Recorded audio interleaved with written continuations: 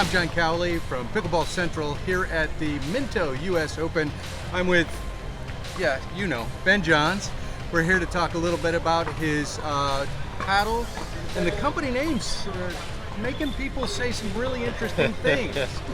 How do we pronounce that? Yeah, I know, it's very confusing for everybody because it's pronounced weirdly in two different ways. So it's not JOOLA, it's not JOOLA, it's definitely not JOOLA, which is what is most common. It's actually YOLA. So the easiest way to remember this is YOLO. All right, you only live once, YOLA. Pretty easy. So you only live a lot. Yes, correct. You only live a lot. Perfect, John. YOLO. Got it. All right. Let's talk about the paddle. It's created a stir. People are loving how it plays.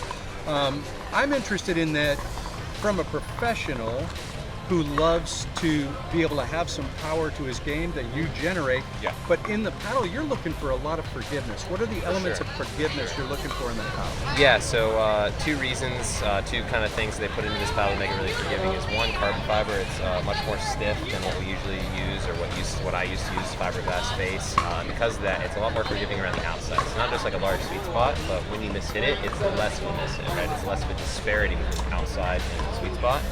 So using carbon fiber was a big part of that to get that, and injecting foam around the outside, same kind of effect, that's what we want.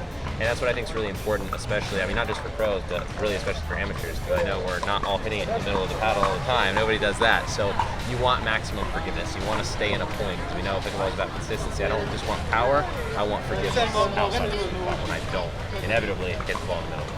I love it. And we got to get your term out there. You like to call that solidity. Yes. I love it. I love it.